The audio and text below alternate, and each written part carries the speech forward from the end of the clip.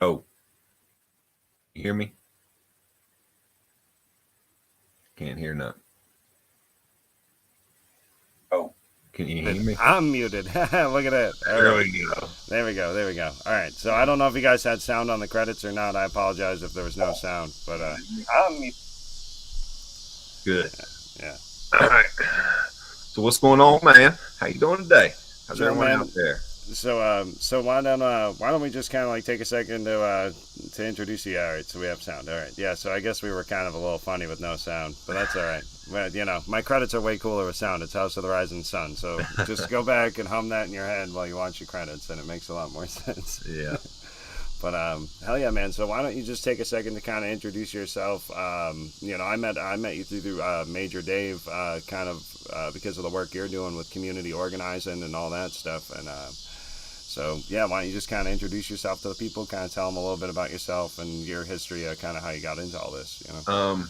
All right. My name is Micah Phelps. I grew up in West Virginia in a little coal town up in the hollers, and I don't know. It was Ron Paul. You remember Ron Paul back in 2008?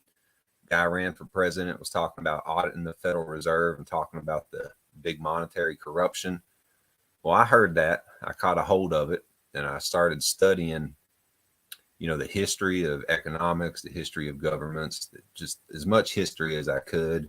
Studied markets, studied government. Right. And then a couple years later, I really got into activism. And long story short, I ended up what kind managing of camp. activism Um, it were was you? local up in West Virginia. Yeah. First we got in Obama. He was shutting our coal mines down, Yeah. and he put well over 100,000 coal miners out of work. And Yeah. these were folks. I mean, they were making 70, 80,000 a year in a state. If you were making 30, you were doing great. Yeah. Right. Right. And that destroyed all these families. I mean, broke them up. People got hooked on drugs, on heroin, and it just ruined West Virginia, man. And Yeah. we were fighting that. We managed to flip West Virginia Republican for the first time in 88 years because of that. Wow. We were going county to county telling folks what was really going on. Because, that Democrat machine, a lot of these people, they voted themselves out of a job because they Yeah. believed that union stuff. I mean, the union said, go vote Democrat. Well, the coal miners union voted themselves out of a job.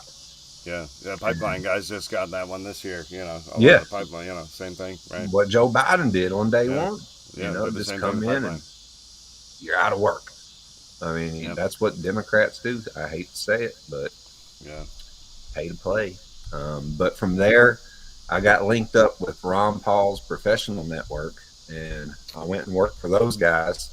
And they taught me everything they knew about politics, gave me So, their databases. how do you get linked up with them? Because again, if someone's trying to get interested in doing this, like Yeah. how'd that start? Was it just a per chance meeting, or you No, sought it out? it was a Liberty Political Action Committee. Mm-hmm. They were holding these conferences, yearly conferences for any freedom-minded people to come to, Yeah, and they would have like their politicians speak and all these other people. But the real part of it was to find leaders, and they had this leadership network where they created grassroots leaders. It's called FACL, Foundation for Applied Conservative Leadership. If y'all get some time, check it out. They're good people. If you're yeah. not like locally around us, call them up. They'll get you back. They'll teach you the game. But Okay. Yeah, I and went through if that anyone of the network. moderators wants to look up that website, what is it? Applied Conservative Leadership, you said? Foundation for Applied Conservative Leadership. Sure. Well, all right. Foundation for FACL is what they call it. FACL. Okay. Okay. I'm sure someone Um, will pop that up in the chat. I got cool people up in here tonight. So yeah, but the way they set that up is like if you can get 20, 30 people together, they'll fly someone in and give a good 8 hour political session on organizing, on leadership, stuff like that. Very good wow. people. All right. But I worked with them and a slew. Like I worked every professional job in politics. When I was in West Virginia, I worked up in the state Senate. All those politicians thought that I was going to do their bidding because we won an impossible race for my buddy Josh Nelson. He ran in Boone County, and that district was 10-1 Democrat to Republican. and he decided to run as a little 24-year-old coal miner as a Republican in that county for the state legislature. And I went down and managed his campaign. We ended up winning that race 65-35 by the highest margin statewide. And that was 10-1 district. No Republican had ever won there before. So what we did was impossible by political standards. And something like that's never been done before. And, we were amateurs when we were doing that. This was before I got linked up with all the professionals, and they taught me their tricks of the trade. So, we had that success, and we just kept rolling it out, and it impressed people. And from there, I worked every job in politics. So here's a link right there, Andy. Just put the link in the live chat. I popped up on the screen for a second, so that if you want to check out that training he's talking about, it's right there for anybody watching this video. Yeah, I'm not associated with them, but I'll vouch for them because they're doing good work. Cool, man. I mean, they taught me a lot of things. I got a lot of friends still work there, but they're good people. So you got linked up. So that's how you got linked up with Ron Paul's group, basically. Yeah. Well, when I went to the Liberty Political Action Conference, I walked up to the front desk because we had just got like Audit the Fed on the West Virginia Republican Party state platform for their party. Mm-hmm. And I was very proud about that. I freaking love that. I wish that would come back, man. Like, not enough people are talking about the Fed, man. Yeah. It's like they're talking about defund the police. It's like, let's go big or go home. Defund the Fed, man. Yeah, let's go audit them. Let's see where the money's going. Who's getting them low interest rates? Because it ain't us. Yeah. We ain't getting 0.5%. I mean, Ron Paul was one of my golden boys back in the day, so I'm a bit younger than you, but right out of high school, I was kind of really looking into all that stuff, and he was one of the first people that I ever saw that really started talking about the Federal Reserve on a public platform. Very few people were discussing that, drifting away from the gold standard and what that did to our money. And so I very much respect the work that he's done for a long time. Yeah. Well, I studied a lot of monetary policy because of him, like the history of banking. Yeah. There's a bunch of stuff out there that'll explain the history of banking. And now, I hate to say it, but we have a banking monopoly in this country. The banks, they loan themselves money at next to nothing, and they loan it out at us at 6 to 20%. It's the whole fractional reserve banking thing, right? Yeah. And we actually I watched a chunk of Money Masters with these guys on my show. Some of the diehards saw some of that, but that's a documentary I'd recommend personally. Mm-hmm. It's about 3 hours long, but it really goes over everything. It's done by economists. It's pretty plain, but it goes through a lot of history and a lot of the stuff kind of on that, how fractional reserve banking works and why it's a problem. Yep. Yep. Yeah, and that was back in the 90s they made that documentary. That was early, late 90s maybe, That was Bill something, if I remember his name correctly. Mm-hmm. Can't remember off the top of my head, but it's Money Masters is it explains currency and banking very good. It goes into the history of it. And, we need to understand that because we had a central bank before. And I don't know if you ever heard the saying, it ain't worth a continental dollar. Well, the continental dollar was our first attempt at a central bank, and they printed money till folks had wheelbarrows of cash, and it was completely worthless. And that's kind of happening right now with this administration. I mean, I hear it from people all around me. They're getting checks for this, getting checks for that. Their rent's paid. They got $400 or $500 extra on food stamps for the month. When you talk about the power of like the banks to squeeze something and make it worthless, they've done it to silver. They've squeezed silver before. Yeah. They've crushed silver and made it worthless. People were discarding silver trinkets in the street because they weren't worth shit. Because everybody had it. Now we use it in electronics, and all of a sudden the above ground silver's less available or whatever. But I mean. And pure silver, because a lot of the oldest stuff isn't that pure. But I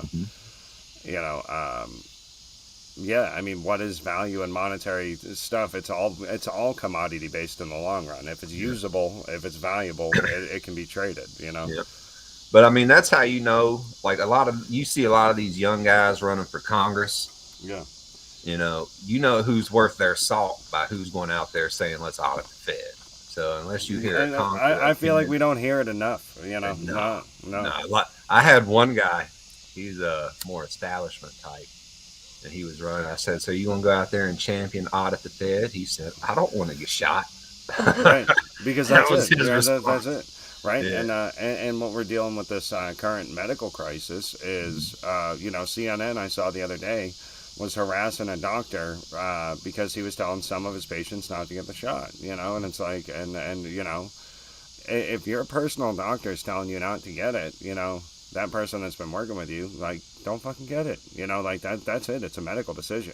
Like, and then now we got media agencies out there trying to bully these people, and these people have been told point blank they will lose their medical license if they support this shit. Mm-hmm. People that tried to stand up for Trump, and the January 6 people have been told that they will lose their law license if they do that. You And know, and that's it. it's It's like, you know what though? Those governing bodies, those licensing bodies, those aren't government bodies. Those are private groups extorting money out of people yep. and And then bullying people. government like codifies them into law, and so the private groups control, who can do business. It's barrier of entry, basically. Yeah. They do it with law as well. Like we should all be able to practice law. Right. We Abraham should all Lincoln be went to able the to. library and became a lawyer. We can't do that nowadays. Yeah. And it's just a barrier of entry. It's another control to keep people from going out there and challenging the status quo. And Right. there's a lot of barriers out there. I mean, if you can look in your city, in your counties, you will find barriers of entry. And all these barriers adding up, it just keeps folks Yeah. poor. While Well. those at the top just So they have an interesting barrier of entry for local politics, I find, right? So if I want to run for mayor, my local mayor position pays, I think, $29,000 a year, maybe less than that. mm-hmm, So how could I afford to do that? mm-hmm, mm-hmm. Unless I'm already financially set, I can't run for mayor here. Yeah, yeah, Or I can't do the full-time job as mayor and do what I got to do to survive. yeah. So that's a barrier to entry right there. It is. But Yeah. at the same time, like if you were to run as mayor and elect an entire city council, you can vote to give yourself a raise because you're the government now and you get the right to laws. But you know what I mean? Like they're Yeah. not competing. They're not competing with like current wages for like an average person that's like trying to live. Mm-hmm. Like so it's like we've got a mayor in my particular city, Winston Salem here. Who's been the mayor for 20 something years, ran unopposed most of the time. He made a lot of money off of real estate, but it's like he's got a lot of money, but it's like, man, you've been a mayor for 20 something years and you only make like $9,000 a year. Like, what the fuck's going on with that? Well, I know here in Statesville, the mayor don't get paid nothing, but they have a town manager, and he makes $180,000 a year with benefits. He's got a car to take home every night, taxpayers' expense. Now the Meanwhile, mayor might get a Statesville, house. I don't know how that works. They might well, get housing. I don't know, like what the deal is. I haven't yeah, looked into that. well, you got I'm sure there's perks, but yeah. Well, the town manager, I mean, he's making $180,000 a year with benefits, while the median income for our town's 28,000. right. How is that right? Right. They should be making the median income or enough to survive and live there. And if everybody who's surviving and trying to live there ain't making enough, then maybe the mayors and the governors need to be doing something about that. But Yeah. I mean, I'm not into socialism. I'm not into but I'm not into what capitalism is turned into because it's turning into socialism. Yeah. It's turning into the cream of the top has the most, and everybody's getting nickel and dimed down on the bottom. Well, we experienced this back in the late 1800s and early 1900s with the robber baron billionaire days. Yeah. They owned all the industry. They owned all the media, all the TV stations, and it's kind of like what happened now. They've just centralized all this resources and all this wealth into the hands of a few, and then they use their mechanisms to lie to us, to deceive us, to divide us, while they keep their profits. And I mean, getting Trump out of office was just these billionaires getting control back of the government. I did some research. I found there's 700 billionaires here in America, and of that 700, 40 of them supported Trump. Right. So what's the other 660 up to? Because it ain't defending our liberties. It ain't safeguarding our freedoms. They're out there censoring us, shutting us down, telling us we can't organize, telling us take this shot That's or you're going to lose your job. well. That's It's why I crazy. think that they're trying to. That's why I think they're trying to blow January 6th into what they're trying to do, which I feel is like they're kind of like trying to overdo it. You know, Yeah. like trying to make it into something that's not.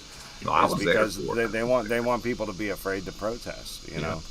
Yeah. Um, Here I Well, got my. you saw our Hold on, I march. got You saw the march down in Charlotte, right? The march against So I got healthcare. a. I'm sorry, man. Yeah, here. Yeah. You're good. I got my food coming in here. Thank you, my friend. I appreciate you much. Thank you. Oh yeah, man. I got Send me food something deliveries. next. Yeah, I know, right? My food's arriving while we're on the show here. I gotta give myself another. I texted my lady. I'm like, can you bring me a couple beers? She did too, like a champion. Look at that. Yeah. She did. Our food's here. Look at that. I'll trade you. Yeah, it's fine. I'll trade you food for beer.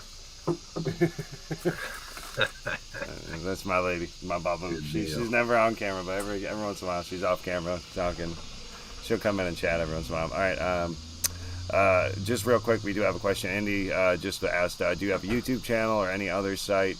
What's the best stuff to kind of see what you got? I know. Well, he does have the American Patriot Supply, so that's taps.usa.com,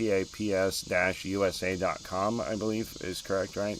I've shown that on my show before. He's got all that cool gear. I got a cool, sweet baton and pocket Constitution off him last time I was over there.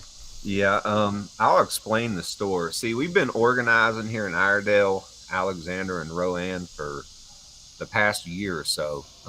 Remember how I said I'd worked every job in politics? Well, when Trump won the primary, I took a break because I had gray hair before 30 stressing over this crap. So I just wanted to get in the gym, hit the beach, have a good time.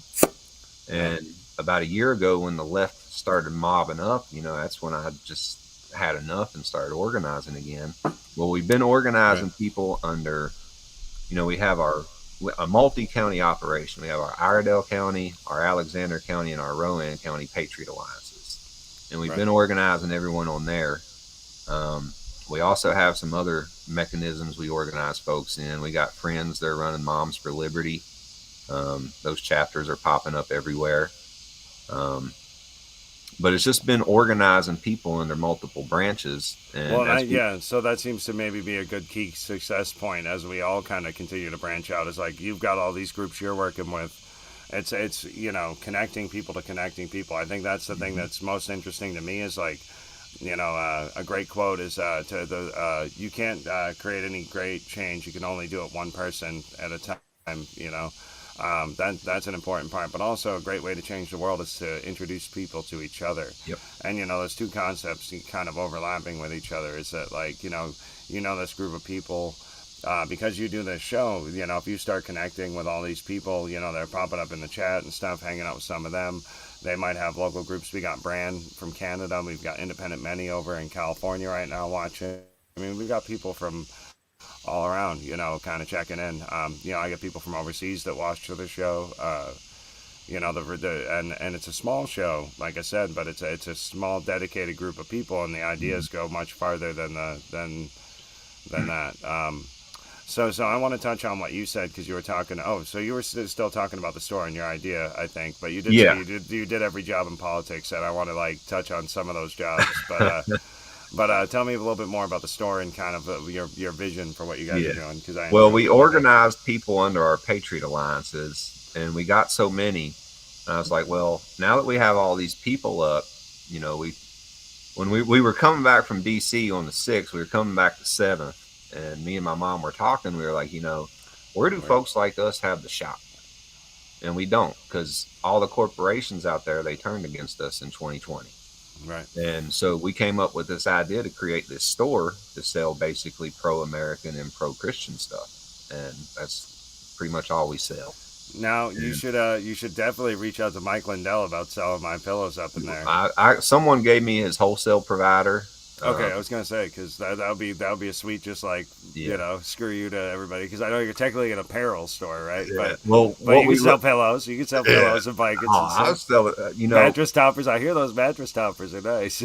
we're, I feel like I want to get him to like that'll be my first sponsor. I'll be like, yo, I got the Pillow Man. Like I'll be like, sorry guys, I don't have any other sponsors, but I will deal with the Pillow Man. I'll yeah. take his money.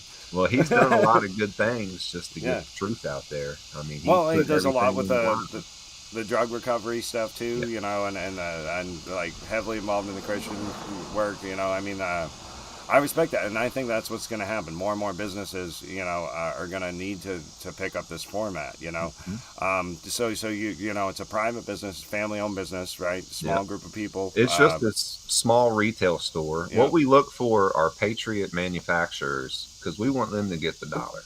right. We can get a nickel on the sale, and that'll pay the bills, and it Mhm. also helps us organize up the community too. So Right. anyone who comes in the store who's not already connected with us, well, we get them linked into our networks, Yeah. and it just Right. continues with our community organizing for freedom and liberty and Right. all the truth we fight for. So I mean, Right. that was the idea behind the store, and it was just to give people a place to go, some competition, and if it grows, we'll grow it out, and maybe we'll compete with Walmart one day. I don't know. Like they've got some really really cool gear too. Yeah, Indy just posted the links here. Here I'll pop it up. Indy's freaking amazing. She's like the moderator mother from like she's just the mommy moderator. She's amazing. Yeah. She's organized a lot of these really cool people. She herself is an incredible online organizer. So Yeah. but yeah, tapsusa.com. I have put up your website. I've actually scrolled through some of your gear like live on one of my shows the other day because you got cool stuff. They got like sunglasses, cool hats, like shirts. They got the meals ready to eat. Their prices are better than most things. And I met your brother.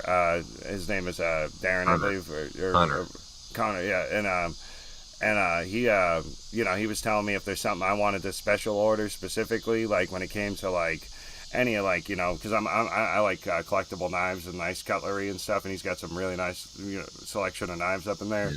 And he's like, oh, if there's anything you're looking for, I can get you a better deal on it, most likely. Same with the meals ready to eat. He said the same thing. So I mean, that's the whole point. You create a business to serve the community, and right. we wanted to serve our patriots out there.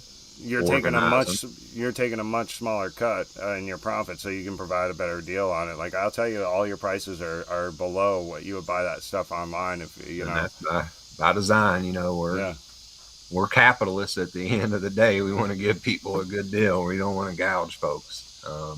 Yeah. But I mean, the store was mainly put to organize people. yeah, As long as we can pay the bills and keep organizing folks, I'm cool with that. yeah. I really am. Because, I mean, people come in the store and they're like, wow, this gives us hope. Well, and I'll tell you guys too, because I did have a discussion with your brother a little bit about the store and stuff, and mentioned that I potentially might know some patriots that do make products and would like to create a relationship with you guys. Mm-hmm. He said he's super open to that. So he said he's the guy. If you email through the Taps USA and you'd like to contact us, it'll go to him. But if anybody out there who's listening to the show is a patriot that makes something really cool that they want to get in these guys' store, talk to them. That's how we kind of keep scratching each other's backs. And if you're really smart, what we could use is a central location to like connect all the patriot manufacturers out there and kind of be like a supply arm or a medium to connect all the patriot retailers, because like this stuff is working here. And the reason Walmart and all them are so successful, they make their junk from China, and then they don't pay hardly anything in taxes. They don't pay nothing in property taxes. Real quick, Indy, if Indy wants to call in, I'm going to throw up the link in the chat for any of these guys who want to call in, because these guys are all cool as hell. So I'm just going to go ahead and throw it in the live chat. Anybody who's here, if anybody, Indy or Brand or any of you guys want to call in and ask Micah direct questions, I can step out the way and let you guys talk to each other. But because Indy's, like I said, a really great community organizer, and we were talking about kind of creating a directory similar to that, where we're creating an email list of YouTube creators, same kind of concept, but you're talking about manufacturers. Mm-hmm. But same thing, we're talking about basically making like a Patriot phone book. If you want your info on it, put it up. Anybody who wants to be involved in it can see it. Yeah.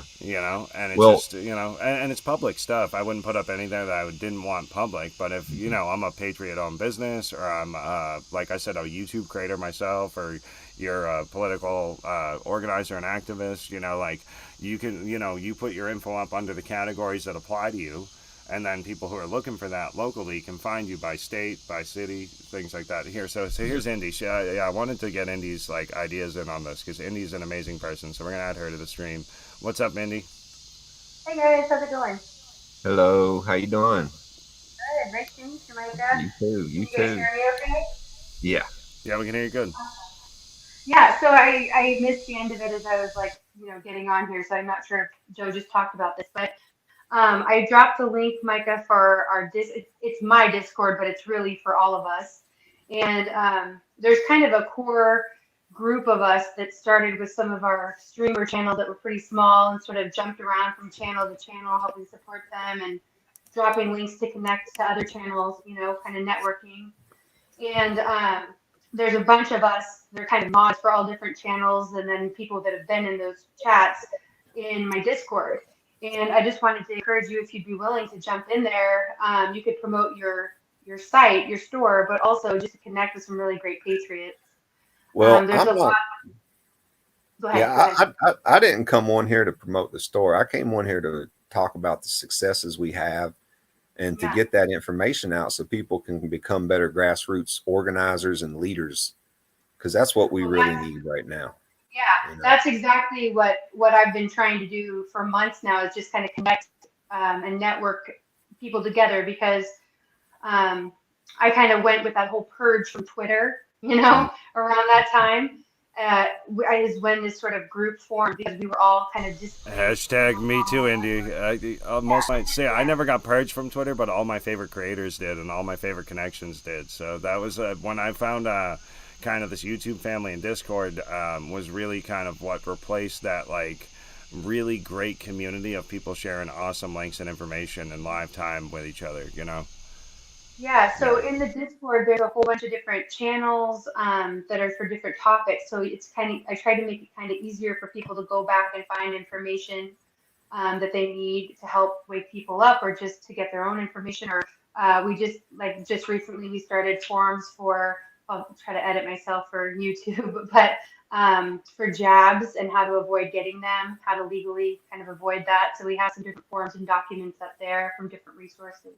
So we're Mhm. just kind of trying to stay on top of everything. But I did have a couple questions for you, if that's okay. Go ahead, ask whatever you want. Yeah, so I wanted to know, you were talking about like needing a hub for, for the people who have their products in your store. Is that something that you mean a physical location that you're in need of, or are you talking about a place for them to be able to get online and communicate with each other? Just a place for folks to, you know, connect business wise because like our little Patriot store, it's working. I'm pretty sure it would work in almost any town in America because folks are fed up. And, Yeah. it's a good way to organize folks, like I said, but it's also a good place for regular folks to start producing some things that are not made in China, that are made here in America. So Americans start getting that dollar, Yeah. and it's all about, we got to break away from these corporations. And the only way we're going to do it is going out there and competing with them. And Well, that's, and right now, it's even, I think, going to become much more vital because of the possible mandatory jabs. yeah. People are going to Yeah. have So to if a lot of people lose their job over this, they're like, I'm not Patriots taking are it. gonna need to create jobs for other patriots. Exactly. Yeah. We got to create our own jobs. We got to create our own markets. We got to create our own everything. I mean, if you just look at what people need, I mean, clothes, food, it's the most important things. There's a lot of money to be made there. And right now, Walmart's getting it. No, I Yeah, have been saying for a long time, it's like we don't have to go anywhere to No, make a breakaway society. no. And The you can, concept of Ayn Rand's breakaway society, you don't have to go anywhere to create that. We stay right here, we stand our ground, and we make our own society right here, our own network of connections. Every level of production can be owned and operated by patriots. yeah. You know? And when you start taking back like your county and city governments, You can start taxing Walmart what they should be paying. A lot of places like these counties or these cities, they invite them in and gave them these tax abatement deals. And for like 20, 30 years, they don't have to pay taxes. Well, how can you compete with that? If they don't have to pay taxes and mom and pops do, they got an advantage right there. So Yeah. Hey, I just put my email in the chat that's in StreamYard, Micah. So if you want to take that and email me, I'd love to be in communication with you more about this because I have a ton of ideas, and I'm sure you probably do too. And this, I mean, like the business side of it is all kind of outside my realm of knowledge, but I mean, I'm a quick learner, so I'd love to get involved with that because I do have a bunch of ideas. So yeah, well, from that experience that I had working, in politics, working in the legislature, I understand the role of government and what you can and can't do with it. Politicians all the time, they say, oh, we can't do this, we can't do that. Well, you sit in the chair with your finger on the button that makes things go. You make laws for which we all live by. You set the rules, you set the playing field. And right now it's not in our favor. It's not. And it's only going to get worse with this. You see how Biden's conduct their politics. Whoever pays them the most gets what they want. I mean, that's all they are, just a bunch of bandits. Yeah. Well, hey, my battery's about to die on my phone, and I'm like hiding in the bathroom literally from my kids who are loud. So one more question. You got one more question, I bet. Ask one more. I'm sure you do. Oh, I've got tons of questions. I couldn't remember how you guys first were connected. Was that through Bill Bailey? No, through Major Dave. Dave. Major Dave. He came down to our store, and he recommended Joe, and then he came down, and we had a tent set up at a bike rally, and he came down there with us. I mean, we're out there, we're recruiting bikers, we're recruiting rednecks, we're recruiting country folk. We're getting the fighting men. We got our moms out there too. We got a ferocious group of lionesses. I'm more afraid of the moms than anybody, personally. I'm afraid. I will rather fight a pack of bikers than a pack of moms any day of the week. Any fucking day of the week, personally. That's what I'm all about. I've got 2 young kids, 4.5 and 3, and I got a lot of drive.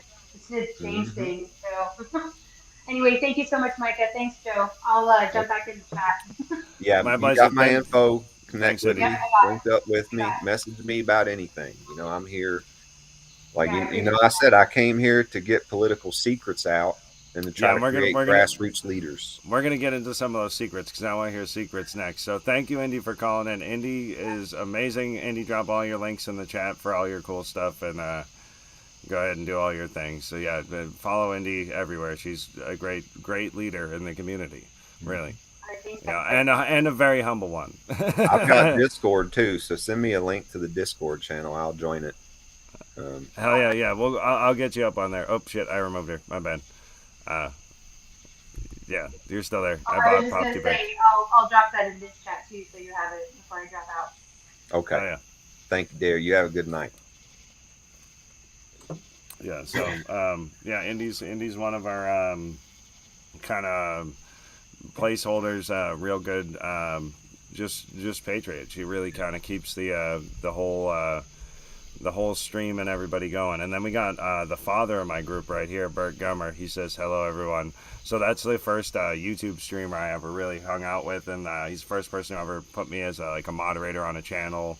And kind of through him, I met Indy and Bumblebee and a bunch of these other moderators on all these other channels, and we all kind of connected through Indy's Discord, and the rest is this weird history that we've all been living for a while. But most of them are all here hanging out today. All right, so we got someone's trying to say something to you. We got Amy May. Says Micah and his family have great products, and we try every Saturday to support them. I would rather give them my money than see these child trafficking hubs. Thank you for having Micah on. Hell yeah. Absolutely, Amy May. Thanks for checking out the show. That's one of our lionesses. Remember how I said we got lioness? She fierce. Don't make her mad. That's Amy all May I got. Showing support, man. Oh yeah. And Bert's getting love in the chat. Oh yeah. They're posting some kind of links up in the chat. I don't even know what they're talking about. But so you came on here to reveal political secrets, right? Mm-hmm. So what all right, so and you did I did want to touch back on, you said you did kind of every job in politics. So let's start kind of like back at like some of the earlier jobs in politics and what you noticed and some of the secrets as like you progressed through the stages, if you can kind of paint it for me like that. Well, the first job I did is I ran for office, and I failed miserably because I didn't know what I was doing. My All right, local so Tea what'd you run Party, for? You gotta tell me right? what It you was ran for. state legislature up in West Virginia. Okay. My local Tea Party, they were like, "Hey, we need you to run for office." Okay. I just came off the street. I was talking smart, and they're like, "We need you to represent us. Go sign up." So I'm like, "All right, if you need me to, I will." So I Yeah. went and did it. And I come back and call them like, "All right, I signed up. What's next?" And they're like, "I don't know." So now I'm stuck. Like I just put my name on the ballot with no clue what to do. Right. I used that opportunity during the primary to study what everyone else was doing. Right. Right. And then I got in all the Republican circles with the politicians and this, that, and the other. Meet the Um, dinners and stuff like that yeah, kind of stuff. I did all that. Yeah. I pretended to be one of them. Mm-hmm. Um, and then I lost my primary, but during that, we held this big rally at the West Virginia Capitol. And I got linked up with my buddy Josh Nelson, who was down in Boone County running for state legislature too. And he asked me to come manage his campaign. And I just took this loss, and I was like, you know what? Screw it, let's do it. Yeah. And I took all the stuff that I learned just watching people, in my primary. And then we went down there, and I got, access to voter lists, and we had a lot of funding together. And, This might you be one know, of your homies, ninjas here, silently creeping. That might be yes, one of your homies too. Ninja was out on the streets battling Oh BLM yeah, and Antifa. welcome to the show, guys. Thanks for joining. Just same thing with Amy. Yeah. Like the channel, subscribe. It's a great group of people up in here. We just hang out, we share information with each other. You can call into the show and chat. There's a link if you guys scroll up, a StreamYard link where if you want to tap on it, you can call in. And you can join if any of your friends want to come in and hang out and talk too, man. Yeah. Absolutely. Well, Ninja, we were battling BLM. They were trying to take our statue down here in Statesville because it was oppressing them, whatever. And our ninja came out there, and he was legit dressed like a ninja. And one of the little they want you to run for mayor. It looks like. I ain't doing that. We'll find someone else. But our ninja, he came out there, and one of the Antifa was like, "That's a ninja. Y'all got a ninja." And I was like, you know what? He is a legit ninja. He teaches this stuff. He will teach you how to defend yourself if need be. Yeah. And he will teach you other things too. Dude, me and him would get along, man. I'm a lifetime martial artist. I'm 37. I've been, studying martial arts since I was 14. Yeah. So I've been into it. I've studied a variety of stuff. My brother's a Marine. He's studied a variety of stuff. We trade knowledge all the time. I mean, I love that stuff all the time. So I bought that particular collapsible baton off you because my brother's been studying Kali, which is Filipino stick and knife fighting. I've dabbled in that myself over the years and stuff, and it's the exact same size as my fighting sticks. So me and him like practice stick work in my yard, and I was like, oh, this is like a nice steel one, the right length, same kind of length grip and everything. It's nice, Well, I ride with a baton in between my seats. So. Oh, I just love a good collapsible baton, and the kind I got off of him, you got to like hard impact it into the ground, like the concrete to close it, which is my favorite kind because that's you jab with those, soft tissue. Don't if you need to like force that into the concrete to close it. Yeah. Me poking you with it, it ain't gonna close on me, And if some asshole tries to hit me with a baseball bat, I want like a piece of steel, to fucking clack back against that with and make my move to take it away. I'll show you. I mean, I was thinking about that, also with your store and your concept of the stores is, eventually try and find locations that have an event space in them so that you can hold, like those coffee house, like talk sessions. You can have classes on self-defense for the community. Government classes, any type of, you can have people teaching people law, like all the stuff that, the idea of, we need universities for humanity, like really the bottom line, how to actually be healthy, how to take care of your body. I mean, like whole human health, like an understanding of your body, of how to defend yourself, your rights, your legal rights, how government works, all the stuff we're supposed to be taught. They changed our school system. It's been diluted and diluted forever, but I mean, it was never good. Public school has never been good, I hated school when I was in it. I mean, I Yeah. had a problem with authority. You could remember that or believe that. I got sent to boot camp for it as a kid. But it was the best thing that they ever did for me. Best thing they ever did. They taught me discipline, taught Yeah, me hell yeah. leadership. Yeah, silently creepy guy. Yeah, I do. Yeah, silently. If you're North Carolina native, I'd love to meet you. I'm lifetime martial artist. I would love to hang out and and talk ninja stuff. I'm all about ninja stuff. Yeah. Well, he's I've got. studied.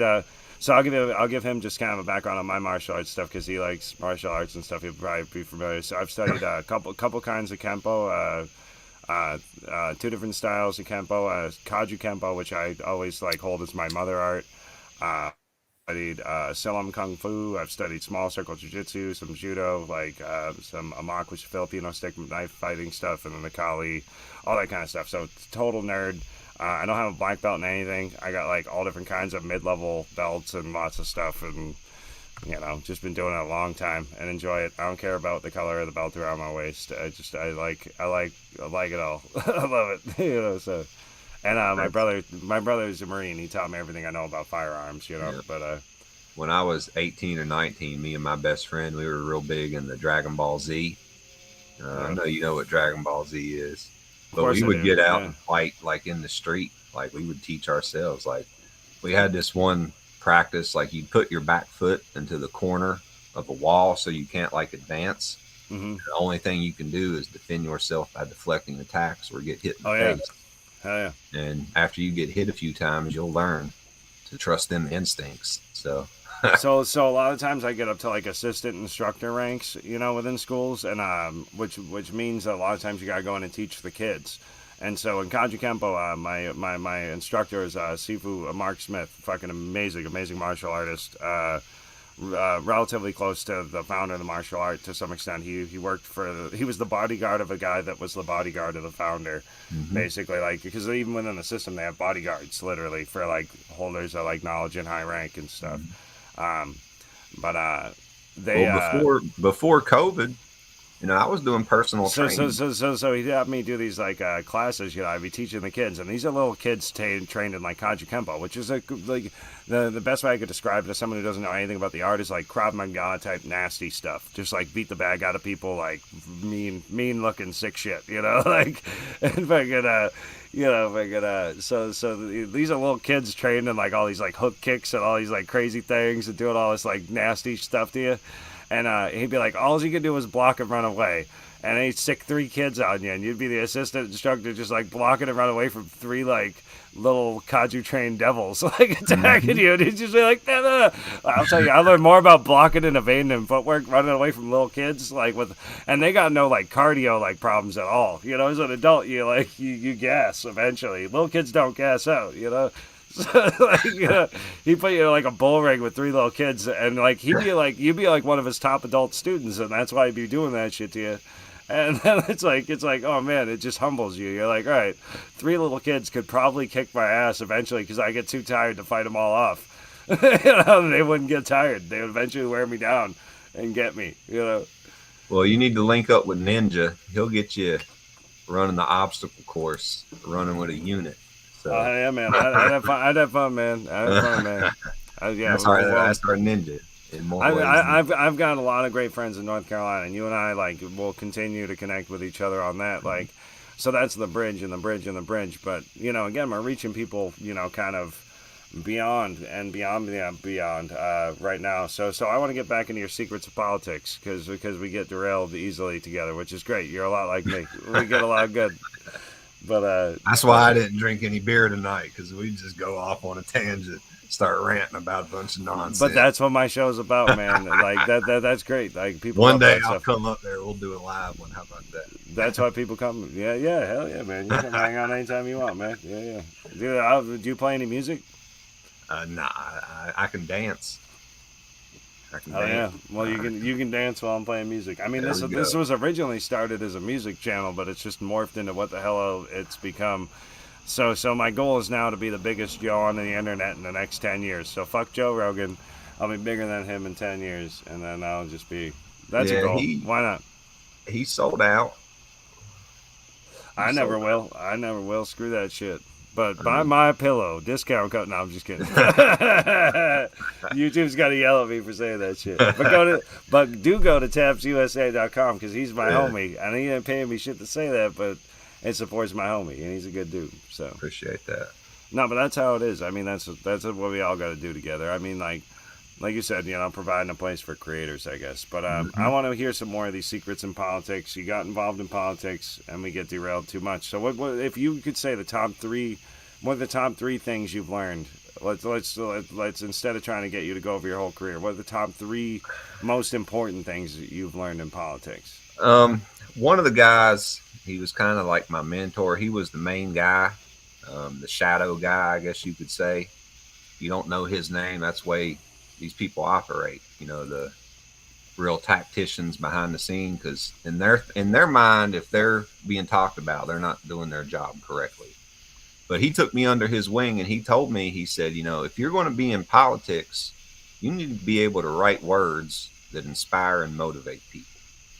Right. And he's right about that. A lot of people think they got to go out there and speak, but it's really our words. And you put that Voltaire link on the quote at the beginning, Right. and he used words that snap people out of this bubble, Right. because a lot of folks out there, they're caught in the lie of the propaganda. And it's corporate propaganda on both sides: Fox News, CNN, Newsmax. I mean, For it's sure, all propaganda. Newsvax, I like to call them Yeah, because they just push the vax all day. Like, yeah. just get vax, get vaccinated, get vaccinated. It's like, yeah, you guys are like trying to Well, scoop. Yeah, it's the same shit. this is the way media works. You pay them and they play your propaganda. And the folks who just got a bunch of money are all these pharmaceuticals who made these vaccines. And they're the ones paying all these news networks to push out that propaganda because they're getting money every time someone takes a shot. I mean, Right. that's what it is. It's always about the money. I mean, that's another secret I learned in politics. I learned it on the state level, but when you get to the federal level, I mean, they're spending what, $7 trillion this year. Yeah, Fauci's budget alone is $6 billion a year, Yeah, I and mean, he think spent. that's And it money. just came out. It just came out that he spends half of it, almost half of it, on animal studies. Hmm. So infecting animals with weird diseases and doing all this weird stuff. So I mean, he's spending $3 billion a year doing freaky animal studies in the U.S. You There know, was one where he got 27 dogs, beagles, and they gave them some drug that they had already animal tested multiple times, and the people who ran the tests even admit it during the test. They're like, this is already tested and proven to do what they wanted it to do or didn't. we've But he been decided funding to run a test in the psychos. beagles. $500,000 almost they spent on this shit. To have flies that insert like parasitic larvae, like basically bite the beagles to death and kill them. From like anemia. And that was last year that this happened. And these are Fauci funded that shit psychos. last year. This It's this is that's psychos. psychotic behavior, in my opinion. Yeah, Yeah. these are psychos That's getting funded. German Nazi type It experiments. is. The beagles were howling in pain. It's noted in the study. They're physically howling in pain. Yeah. And what's the first thing of the Hippocratic Oath? I shall do no harm. Right? And these doctors that are getting threatened for losing their medical license Yeah. for doing harm, you better say, fuck you, I don't need the license. I'll still practice medicine and I will continue to do no harm. Yeah. Same thing with every lawyer that gets threatened about losing their law license. Screw you, I'll still represent the people. Fucking pro bono, we'll fucking work it out private through the barter system. I'll still represent them in court. They have that legal right. You can't stop me from doing what I do for a living. Yep. You can't stop me from doing what I do for a living. I have gifts, I have skills that are valuable to other people and they want them. And you can't stop me from trading with them. And it's tyrannous to say otherwise. To deny someone employment, to deny someone the shop. We have we have the right to life, liberty, and the pursuit of happiness. That's right. Liberty. What does liberty mean? Define liberty. And Define I'm liberty. all for free markets and this, that, and the other, but there's been a lot of instances throughout American history where businesses have created, like up in West Virginia, there were company stores, or you had the company towns, like the coal miners at the time. The coal operators, the barons, they own the land, they own the town, they own the store, and they own the houses. So they'd tell these miners, come work for us. We'll put you in a house and we'll give you this, that, and the other. Right. Well, they would pay the miners in their own currency. So when you get your paycheck, they take your rent out, they take your bills at the store, and then you're left with nothing. Sold my soul to the company. Yeah, you're left with nothing. And they would use the exchange rates to suck everything out. 16 tons, and what do I get? Yeah. Another day older and a deeper in debt. Baby, don't you call me, 'cause I ain't home. I sold my soul to the company store. That's right. You ever hear that song? And that's, that's where I came up in. That was taught to us in school. But I mean, government's there. Government is our last tool to defend our freedoms, especially when they come from the hands of business. No. Actually, I'll correct you. These hands are the last defense in our line of freedom. Yeah. and they're not guided by me. They're guided by something much larger than I. So fear the wrath of the hands. But Benito Mussolini, he coined the term. He said the merger of state and corporate power produces fascism. And Benito Mussolini, he was the first fascist, and a lot of what we're seeing now. Do you know how he ended up? Do you know the story of how he ended up? Right, what they did in the to him? Street by the people. They cut his dick off, stuffed it in his mouth, fucking tied him up, dragged him through the street, and stoned him to death, and then fucking hung him up on the town square for weeks on end. Yeah. So just to show, hey, you try and do this shit again, this is what we're gonna do to you. Tyrants be warned. I'm telling you, like same thing with the French. The French ain't no pussies either. I mean, the United States of America, we all try and do everything diplomatically and sit back and and they talk about the insurrection on the Capitol. It's like, if you guys want bloody insurrection, we could behead you all tomorrow. Yeah. We're sitting back being peaceful. Yeah, that was and that's the truth. I mean, I'm not threatening anybody. I'm not threatening violence. I'm just talking the reality of the statistics of the numbers.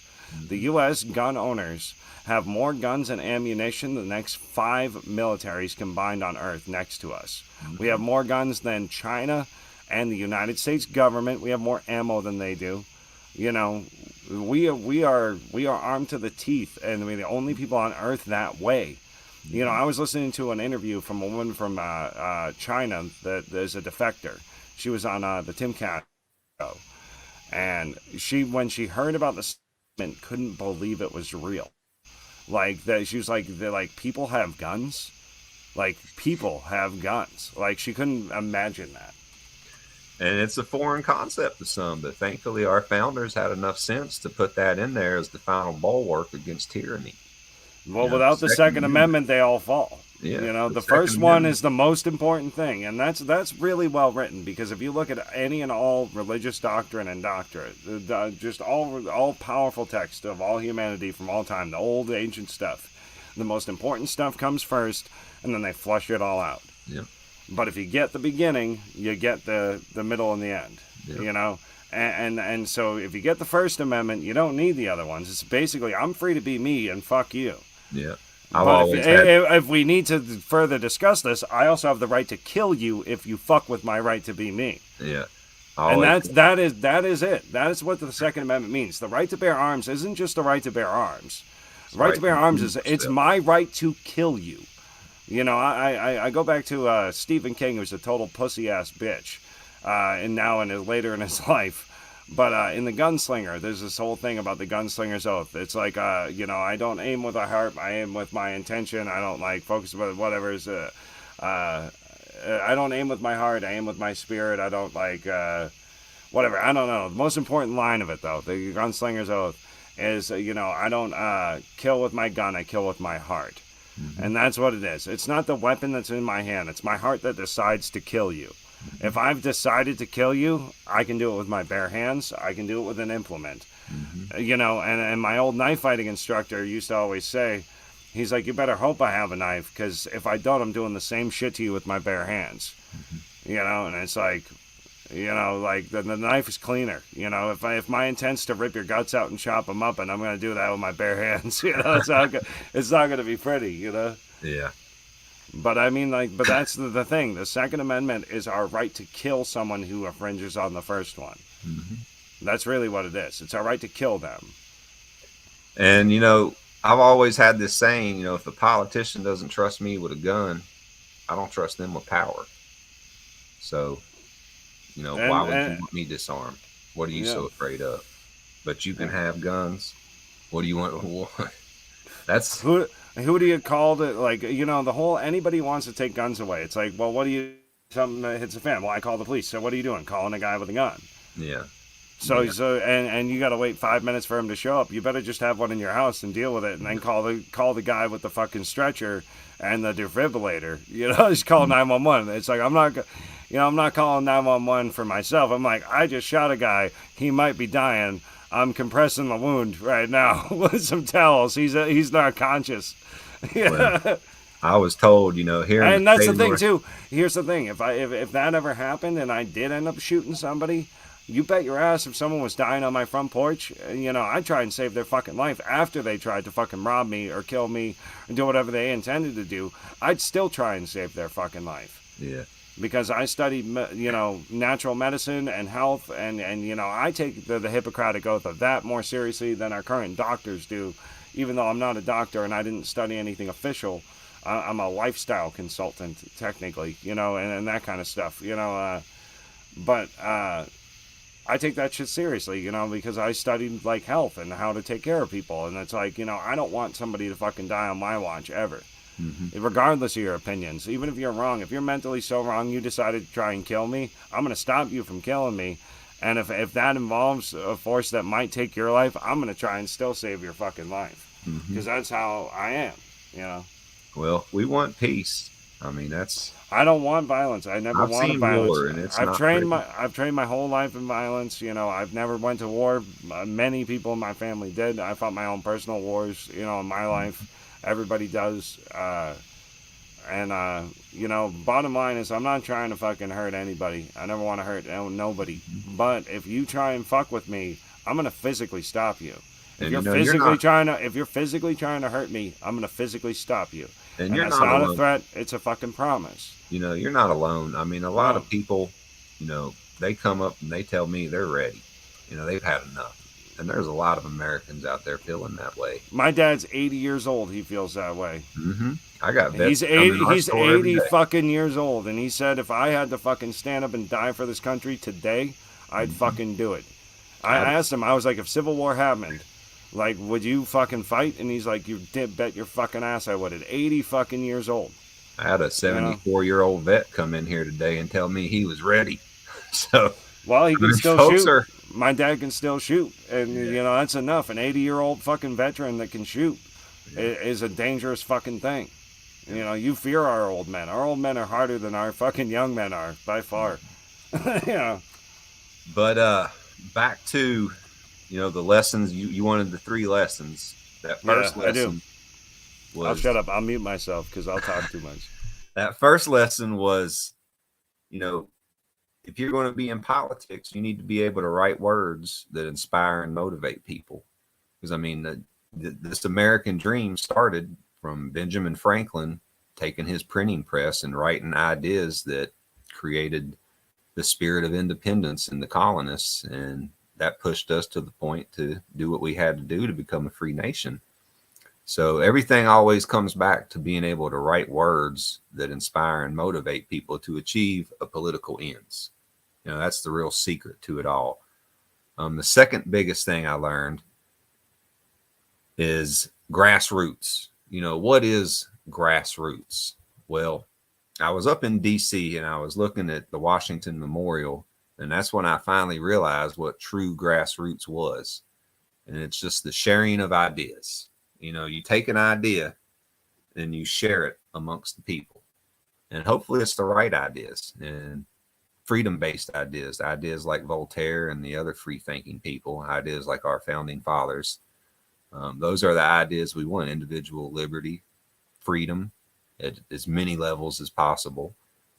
The third lesson I learned is organizing people, because we got to be able to organize folks out here.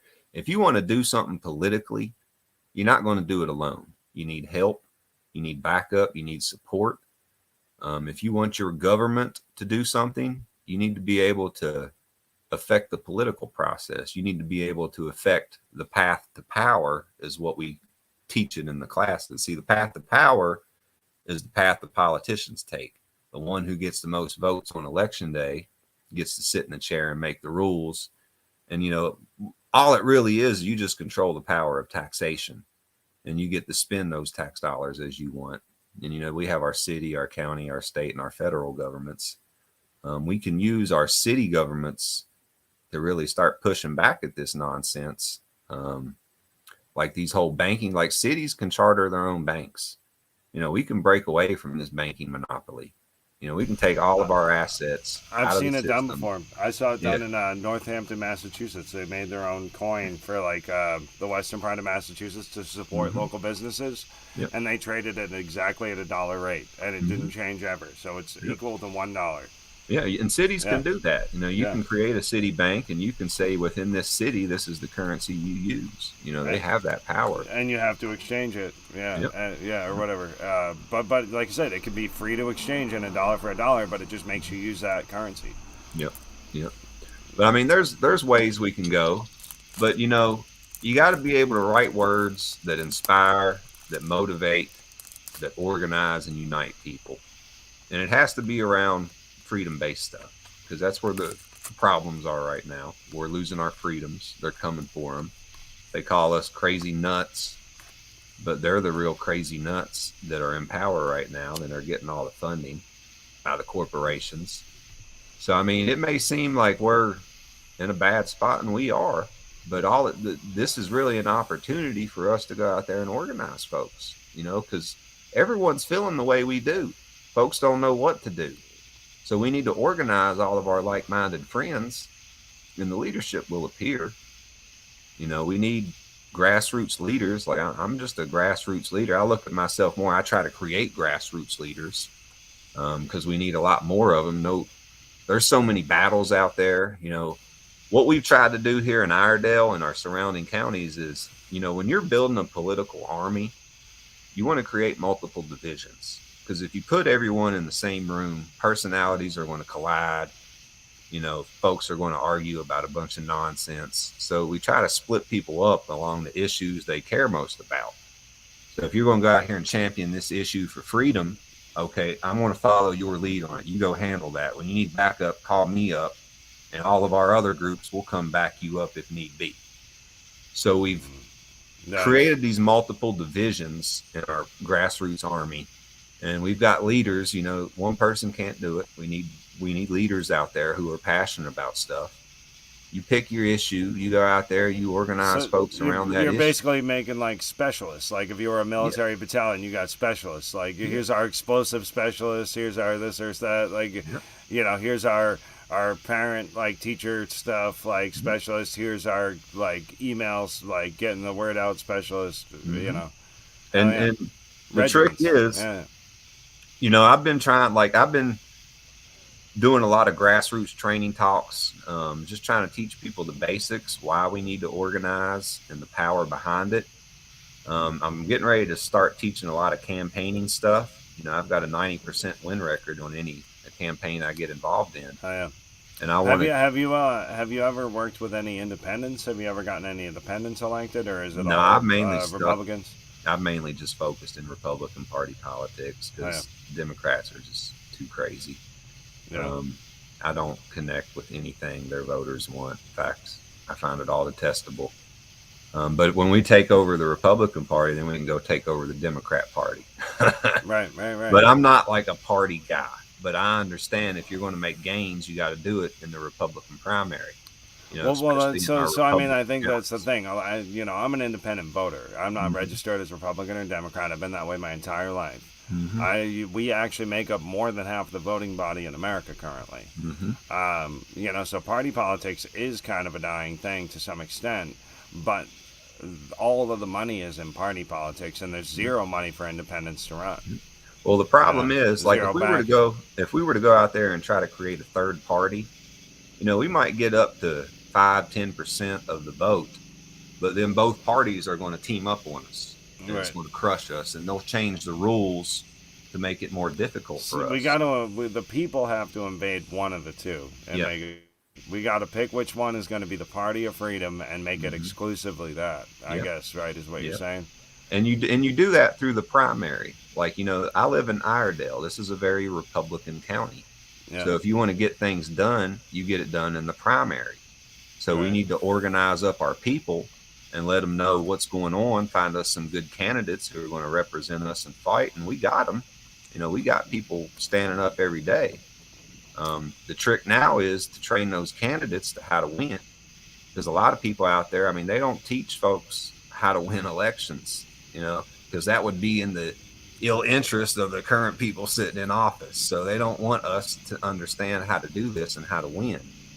So So I'm going to be putting together some what's campaigning the material. what would be like the like if like someone wants to run, what would be the first piece of advice you'd give them if they've never run before, never done politics before, and they're just wanting to run for something local? Like Well, what would your advice for them to be? Like, first thing you need to do is you need to understand the district for which you're running for and represent. Then you need to go get a list of all the voters in that district. Um, if you're running in a primary or you're running in a city, cities are generally nonpartisan. There's no party involved in that. So then you take that list of voters, and depending on what county it is, like if it's a Democrat heavy county, well, you're going to have to win the Democrat primary. But if it's a Republican heavy county, you got to win the Republican primary. If it's split, well, you still got to win one primary, but then you have to get enough votes in the general. So it really comes down to the district. You need to know your district and what the voters are. But you need to know who's voting. You need to know who's voting in the primary. So if it's a primary election, you need to go to the election office and say, I want a list of every primary voter who's voted in the past 4 primary elections. mm-hmm. And that's your list of voters who you want to contact. The Republican, of course, if you're running in a Republican primary. But that's the first piece of advice. You need to know who the people are and which ones you need to target and identify so that you can get their vote. Right, and you should be able to look up maybe the biggest donors as well locally, that kind of thing, as far as like If it's who. local politics, it's generally developers like cities and stuff like that. Mm, It's developers. What they do is they use the zoning policies yeah, and they combine that with their developers and their consulting firms and politicians' families. Their sons or whatever will be a part of that. right. That's what Statesville is, and I've seen many other cities like this at. Yeah, But I yeah. mean, that's Like I that's said, what. our mayor's a real estate mogul for sure. He condemns shit and then buys it. Yep. He's been caught doing it. And they make a fortune doing that. And it's, I mean, it's legal. It's not right, but it's legal. So, I mean, calling them out on it, understanding how they make their money. They try to hide it, but it all comes back to the zoning policies Right, and how they zone out cities. Because, in my mind, if you buy a piece of property, that's your property. right, You should be able to do whatever you want with your property. You shouldn't have right, to go to get anybody's permission to do anything you want with that. right, That's called private property. We've lost those rights, right. especially in the cities. Well, in cities you got air rights and stuff telling you how Mm-hmm. tall you can build it and all that. Yeah. Yeah, Yeah. But I mean, all you got to do is, get some decent candidates that. which to some extent I do agree with, because like if you're like looking at like city planning, like so a place like Winston Salem, right? So Mm-hmm. our mayor's a piece of shit. He didn't care about like the skyline and the view and the people that previously bought properties. So he let all these like big conglomerate fucking huge apartment complexes, just like they have in Charlotte, build their like giant buildings, and then those bumblebee storages and all that crap. And when you're driving on the highway now, you don't see the buildings and the skyline. You see that shit. Mm-hmm. So it's like it changed the like profile of our city when you're driving in, because our city used to look like a small city driving in, and it was cool. You'd see the skyscrapers, you'd see the buildings, and that's changed. Because he didn't pay attention to any air rights or the vertical building. And let the approve these contracts where these guys just built these giant, tall ass, fucking huge. Like every square inch of it is just concrete and fucking bullshit. Mm-hmm. And it really comes down to how folks want to run their city. I mean, Well, if we're trying to People's be right. like an innovative city of arts, which is what we're supposedly trying to do, he's killing all the downtown charm with that bullshit. And literally, like, if I ran for mayor, I'd be like, tear that shit the fuck back down, and turn it into a fucking park. Fuck Yeah. you, Like, we the people decide what we want to do with the city. What do you guys want to do with it, Well, And then, it's the developers. They're making a lot of money, and there's a lot of money. You got to look at the finance end of it too. like I said, I You afford can't to just run for build. mayor here. My bills are more than that. I make more than that, and I can't afford to take the pay cut. You could live in a shack, I guess. Yeah, Run right. Yeah. in a van down by the river. Think Fuck of it, this man. hurt. That'd be a pay cut. Am I supposed to do both? Like, what the fuck, man? That's your campaign van too. Uh, right there. I'll give myself a raise to Yeah, what I was making, and then I'll fight for you guys and cut all your taxes down to nothing. yeah. But I And mean, I'll, that's the I'll big thing. starve out all the fucking rats of the city. I'll just literally just cut all their money, and we'll all survive together. They're gonna go on lockdown. I'm gonna shut down the local government for a year and just see what happens. I'll Yeah. be a mayor. You can call my office. I'll be in contact with the sheriff. We'll keep him going. Well, just don't turn out like Mussolini, okay? Nah, fuck it. No. I mean, we wouldn't do that. I'm just Yeah. saying. But Not like I that. mean, But I that's mean, like, do some radical shit, radical thinking. Not like that, but like, I mean, like, when it comes to all this, like, budget and pork, they're talking about a spending bill, like 3 trillion or 1 point whatever trillion dollars to $3 trillion. Like, we're already $18 trillion in debt. Like, those numbers aren't even fathomable. Our GDP is like fucking crouching behind. It takes years to even make that much shit. Yeah. yeah, it's crazy. Um, I don't even know how we're going. I don't even know if the dollar will survive if they keep spending the way they do. I mean, it Um, shouldn't. We should print our and I own mean, money again. We should crash that fucking fraud fucking currency. We should yeah, audit the Fed, like you said before. No one even talking about that. Let's yeah. circle back. Let's circle back like Jen Paskowski there, Hmm. and just audit the damn Fed, man. Hmm. Yeah. That will. I mean, you'll figure it all out once we're able to do that. Because I want to see who's getting the money. Because it I ain't know it. us. It's not Americans. No, it ain't us. We're getting it at 6 to 20% interest, while others get it at next to nothing. Right. So I don't know how that's fair, um, but it's because we've centralized and allowed these financial institutions to merge and merge and merge to the point that they're too big to fail. You remember that saying? Yeah. Too big to fail. Well, Why? Why? Because all your friends are gonna fall when it fails. all them financial contributions, them politicians gonna get cut All off. your portfolios are worth dick now. Oh, you Yeah, don't want those ones to fall. Those are that's too what I. big to fall. You remember Why? Because you got GameStop? stock in it. You Yeah. remember GameStop and what Oh, the that's brilliant. I mean, yeah. I mean that's class warfare coming back at those fuckers. But As we organize, we are much more powerful. Like the free people, mhm, like $10 a piece are 10,000 times more financially powerful than these cocksuckers. Like, yep. and they know it.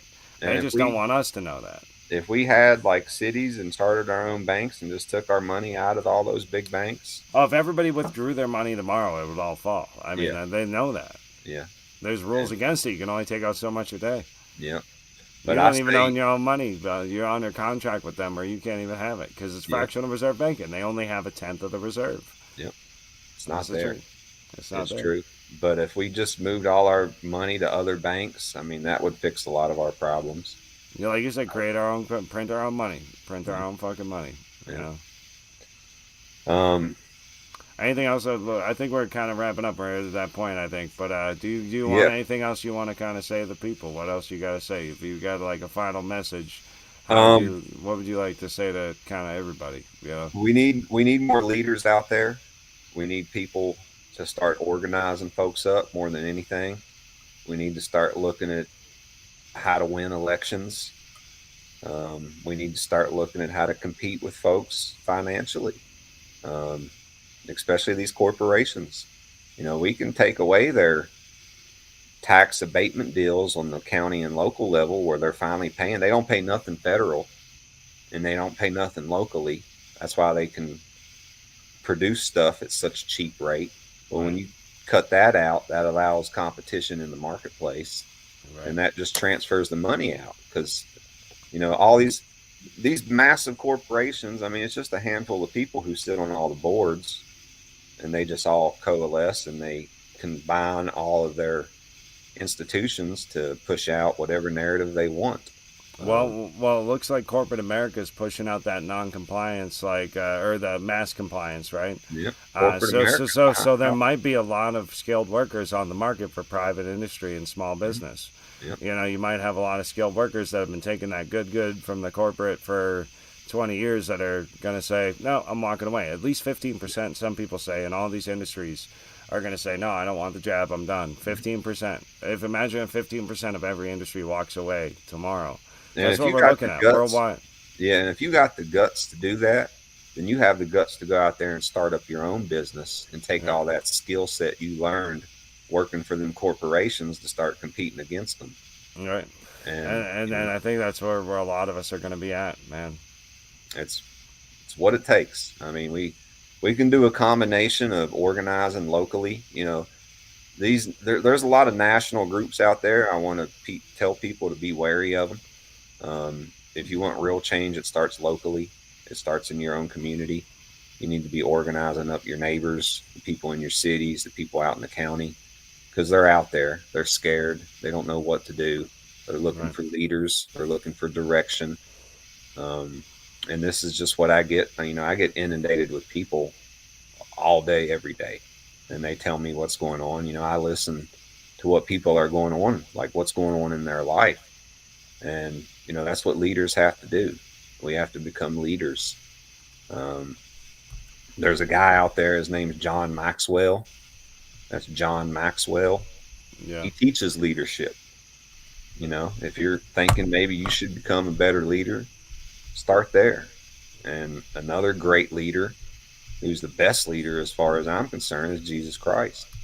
He saved humanity. So look at how he led. That old saying, what would Jesus do? Well, I'm asking, how would Jesus lead right now? So what we need more than anything is leadership. Competent leadership, people that know what's going on. We need grassroots leaders. Because if we get in like our setup right here in Iredell and Alexander and Rowan, we got a lot of people together. We have a powerful voting block, a very powerful voting block. The trick now is getting everybody behind our candidates, who we have, and we're teaching them how to run.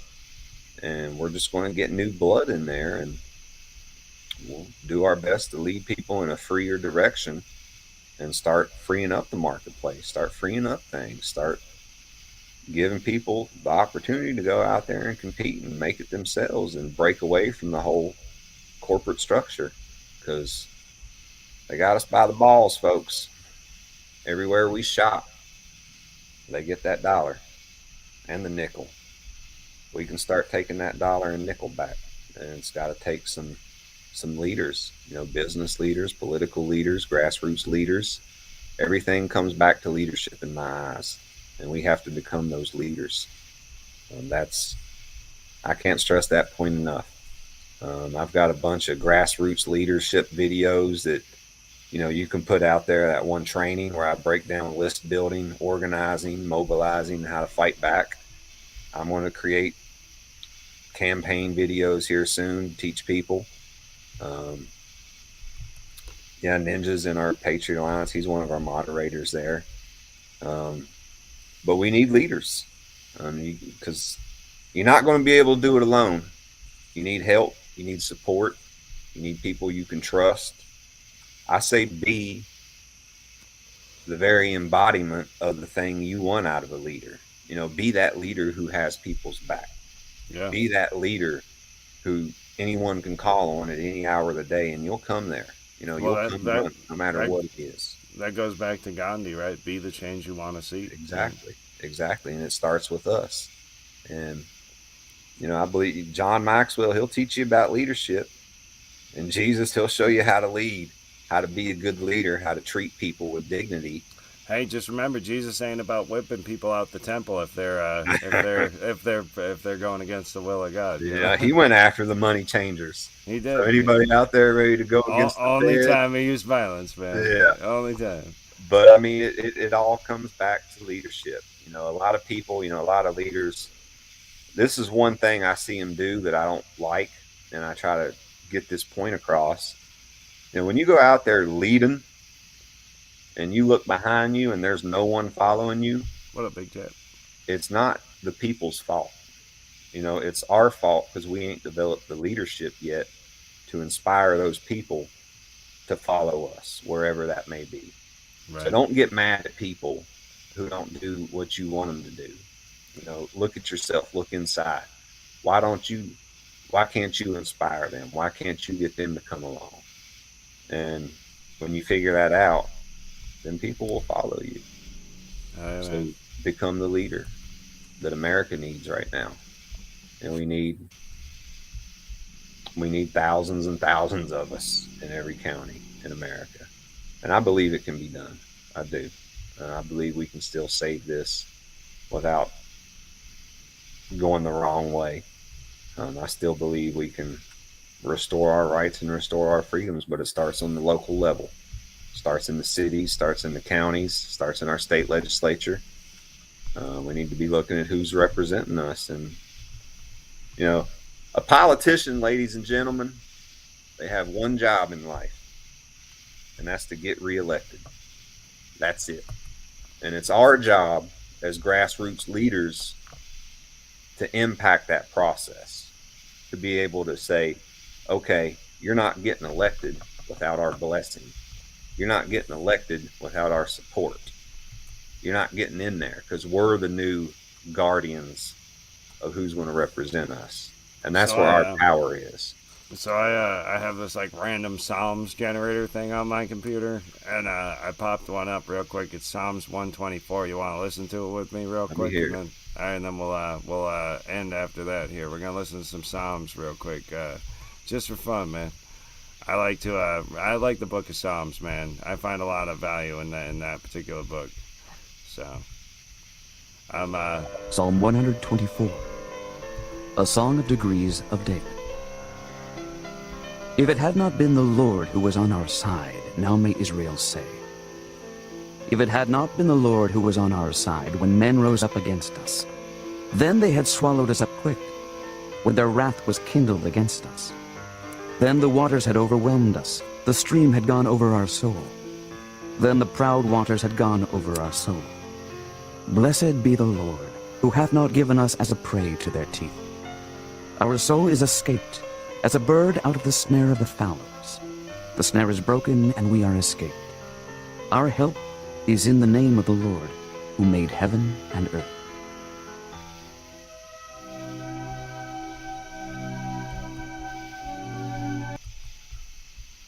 And I would challenge everyone out there, when you wake up, ask yourself, what are you doing to make God happy? Are you living how you should be living? Are you treating people the way they should be treated? Because all that comes back to leadership. And if we want to really go out there and save our country, we have to become we have to better become the people. leaders we need. The Yeah, leaders we need. we have Right? to. We Yeah. have to become. We got to lead by example. So I don't get mean, mad at people. Don't argue with folks. If you're arguing with people, you're doing it wrong. Start organizing like-minded friends up. And from there, you'll organize more like-minded friends. And eventually you might reach a plateau of like-minded friends. Well, from there, that's when you go out and you start fighting. And in your fight, in your struggle, that's when you'll find support. And that all depends with the way you conduct yourself on the battlefield. Political battlefield, of course, for now. so this is a story. I can't remember who it's attributed to. I think it's either Mahatma Gandhi or Ramana Maharishi. It might be Ramana Maharishi. But this woman came to him, and son had a terrible problem overeating sweets and like eating too much sweets and eating too many desserts. And she was like, I want you like as like the guru, like to tell my son to stop eating sweets. And he's like, well, come back in a week. So she comes back a week later, brings the son before him, and he goes, stop eating sweets.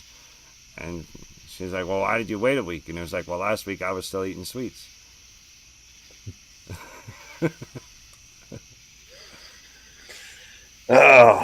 But I mean, that's, you know, you got all those videos. I mean, you can link it out to everyone, especially that video on list building, organizing, and mobilizing. Hell yeah. There's a lot of information in there. I could talk about, like, I could teach this stuff for 4 days straight, but if I did, it would overload everyone's brain. There's a lot of stuff that goes into this. Well, I think we had a good talk, man. And the way I Yeah. look at it is, man, I'd like to have you back. We can talk again. We'll get like Yeah. a little more focused. Maybe if people got questions, feel free to comment on the video and let us know what you guys want to hear more about. Because I'd love to continue to pick your brain. You know, in the future, I'd like to get you and Dave on at the same time. That'd be a lot of fun. Dave, that's a good man right there. Oh, Dave's the dude, man. He's cool as hell. He's leading charge. Yeah. And anytime he needs help, all he has to do is call. And he knows that when he left the store, he's like, this guy does what he says. And we need to be those people, folks. We need to be the people who do what we say we're going to do. Major Dave inspires me for sure. Mm-hmm. Yeah, because he's a stand up dude. You inspire me. You know, I mean that's it, man. Like we got to be the change we want to see, right? Mm-hmm. And we're trying to do it. You and I are just regular guys. We work our asses off. We got other stuff going on, but we're still out here just trying to make some kind of difference in our free time, if you will, if you can call it that. Yeah. It's I don't have much free time these days. I'd rather be out there fighting. You know, tomorrow I got to work an event. Then we got a little rally down in Mooresville we're going to hit up. I got another event on Tuesday. Well, I got a class I got to teach on Monday, an event Tuesday. Monday is going to be that campaign training. I'm not really going to put that out to the public. It's going to be more privately for, our Silently Creepy. He's got a little group out there. It's more survival. Good place to go to. I'm gonna check that out. Yeah, I saw that comment. I'm like, I gotta check that out. We've utilized. See, one thing I liked about Facebook before they got so crazy, it's a great place to organize and communicate for free. You know, anytime you organize people up, the greatest problem is the cost of communicating to folks. Mm-hmm. You know, because people have lives. You know, they have families, they have jobs. They really don't want to be worrying about this stuff. What they're looking for is a leader they can trust who will go out there and figure this stuff out for them and shoot it to them straight and let them know who's good and who's bad. Yeah. You know, show that's up here. We need to show up here on this day. We need you to call this person. We need you to email this stuff. Like calls to action, right? You can't expect people to show up. Only the most dedicated will show up, but it ain't nothing for folks to make a phone call. You know. Right. And the real power is at the ballot box. You know, that's where we make our wins. And we need good candidates. Well, as long as it's correctly tabulated. Yeah. But local stuff like that, I mean, you know, our county commission here in the state of North Carolina, the county commission, they oversee the elections, like on the county level. They're the ones who purchase the machines. They're the ones who purchase the tabulation votes. And they are the ones who can do an audit. Yeah, if and they don't want to, you know, like you know, our Forsyth County director here, Tim. He's on the board of CTCL, literally the Facebook Zuckerbucks organization, and the lady who founded that shit came out of Durham in that political circle. So I mean, that shit's born out of North Carolina, literally. CTCL is like born and bred here in our state. Facebook's a little money laundering operation, you know, so. Yeah, our board of elections is as crooked as it gets. Yep. And, you know, if you sit on the board of elections, you're technically not supposed to be political. So if you see someone on one of these board of elections that is crazy left wing, report them to the state board and they have to dispose of them. Because one lady, she got kicked off because she took a picture on a boat and it had a Trump flag on the back. And she got kicked off the board for that. Nice. So look at these little crazy little Democrats on there. Start pushing back at them, folks. Hell yeah, thank you, brother. Good piece of advice. I got shit else to do for the next 2 days. Well, I mean, you know, be a pain in the ass to these Democrats because for 4 years we had to sit there and listen to them bitch and cry over a bunch of nonsense and tell lies 24/7 as they burned our country down. Well, that's my biggest problem with the Republican Party. You know, the Mm-hmm. Democrats use every cheat tactic and every dirty trick in the Mm-hmm. book, and the Republicans just sit back and take it and try and be good Christians and good citizens Yep. while they're getting their ass kicked.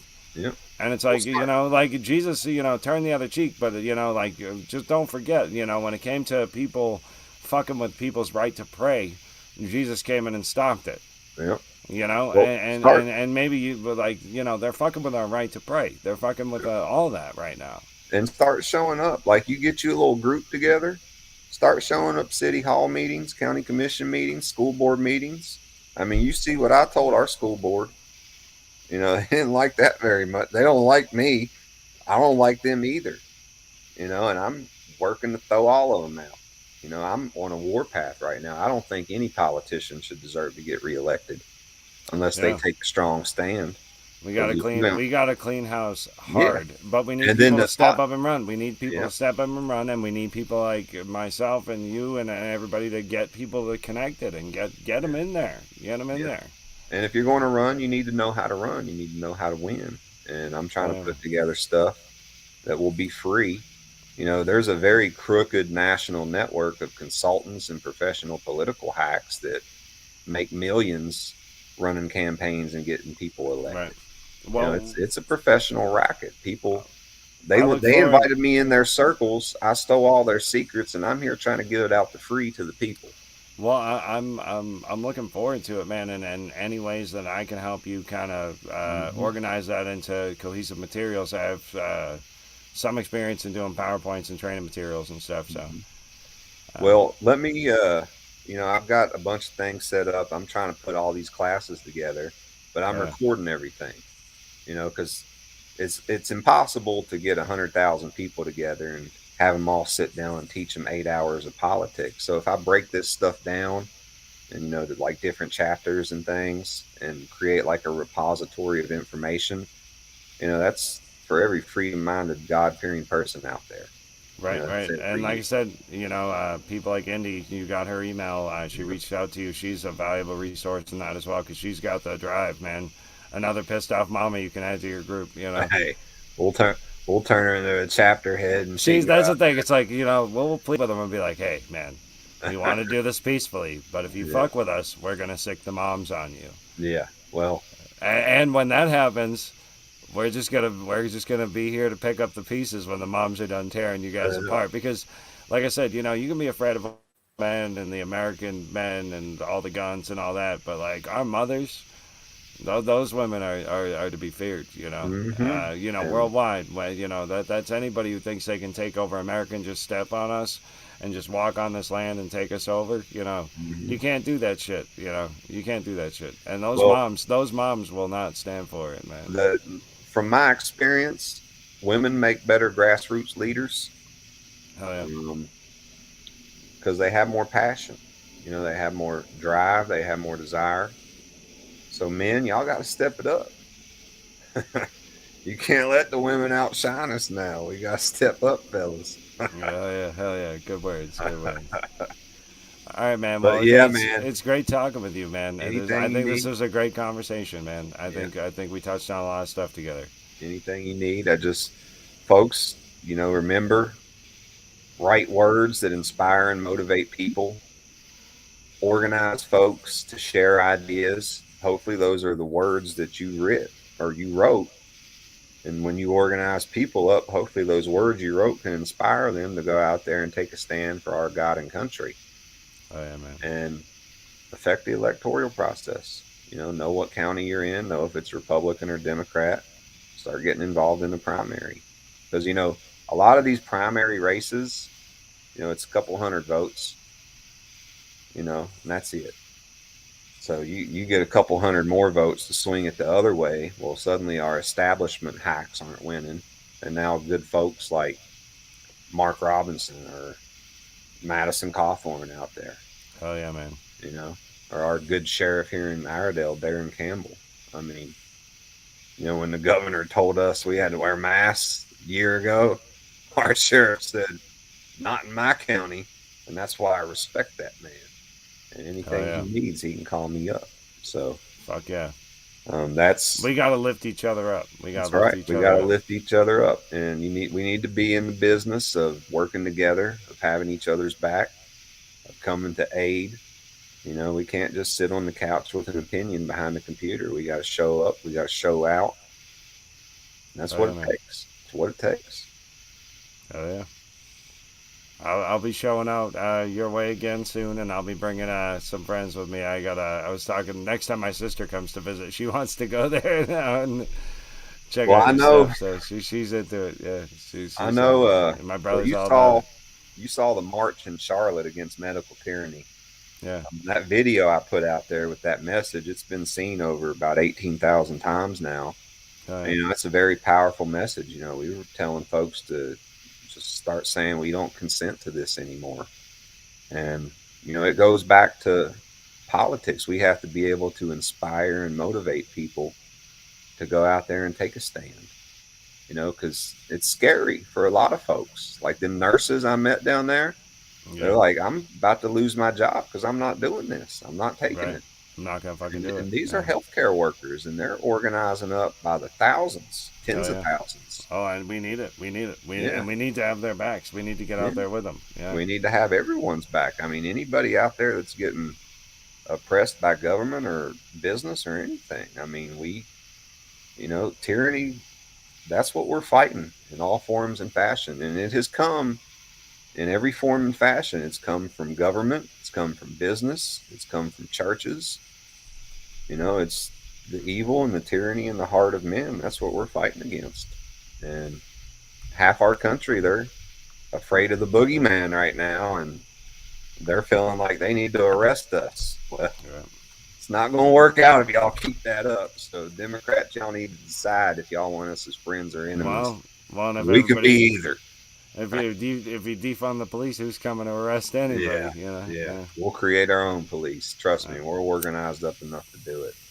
But the police aren't going anywhere. The Democrats are. And to be honest, with municipal police departments, a lot of them are privately funded, and there's a lot of weirdness with that. I say, if you want to defund the police, sure, but let's fund the shit out of the sheriff and the deputies, and then bring Well, it back to people that we elect that are accountable. one thing fascists and tyrants like to do, we have a decentralized law enforcement. Everything's at the local level for the most part. They want a national police force. I don't like it. Yeah. Because if you have a national police force, well, you No, it lose should be a local local control. sheriff. It should be a Yeah, local sheriff. but you'll lose local control over it, and some asshole in DC is going to be controlling the police, and that's the last thing we want. Yeah. The last thing we want in America. Absolutely. Absolutely. Yeah. All But right, man. anything you need, man, let me know. Oh, yeah. If you want to do this again, let me know. We'll do it again. Yeah, we'll do it again, man. We'll absolutely do it I'll again. come out there. Yeah, We'll have a good time. Hell yeah, man. Yeah, you're more than welcome anytime, Just man. give me like a couch or something to sleep on. I got couches. There we go. Couches and recliners, man. Good. I can accommodate people on that like bohemian sleeping setting. So it's like, yeah, I got stuff you can sleep on. You can pop up an air mattress. I ain't got an extra. I don't got an extra bed. I got one bed. Good. But hell yeah, fucking man, love chatting with you. And You too. like I said, man, we'll stay connected. We'll keep fighting together. That's all we can all do. That's it. So anybody who sees this later and tomorrow and stuff, just please, like, subscribe, get connected. Check out his store, tapsusa.com. Check out the live chat. Like, while we're chatting, all the people that are in the live chat are asking cool questions, posting cool links. It's a fun show, and we're just family here. It's just a place to hang out and talk, Well, now's the time for us to learn how to organize, learn how to unite, so that we can band together and stand together against anybody who comes for our freedom. Oh yeah. And we can operate within the confines of the political process. But I mean, when they start telling folks that you can't work, you can't go to the restaurant anymore, you can't get groceries, Yep. we got a problem. Well, and it's broken, and the Constitution tells us we can tear it down and make a new one, at any time. So, Yep. it's not going to be clean if we have to do that, and we hope we don't. But I don't want that to happen. I don't. Yeah. I've seen what it does to countries, and I don't want us to have to lie to our children about what we had to do Yeah. to preserve our freedoms. And Right. I still believe it can be done peacefully. I think we're We're right. gonna, Well, if any place on earth can do it, it's us, right? yeah, and we have to, because the whole world looks to America. This is the shining beacon on the hill still, even though we got a senile old man who stole the election in there. The But resident, yeah, yeah, the current occupant, yeah. I don't see him surviving his full term, to be honest. So Oh yeah. maybe we'll No, get Speaker of the House Trump. Yeah, man, that would be hilarious. That would be funny. That would be funny. That's for a whole nother show. All right, Yeah, man. yeah. Well, I'm gonna let it end where it ends now. And thanks everybody for checking in. Thanks Micah for joining us tonight. And I hope everybody just continues fighting. Take this man's words and utilize them. Look at your local governments. Like he said, only 100 votes or so. It's really not that hard to get some of these seats. So get out there, get talking with each other. Mm-hmm. Hell yeah, man. All right, peace. Have a good night, everybody. All right, See bye. y'all.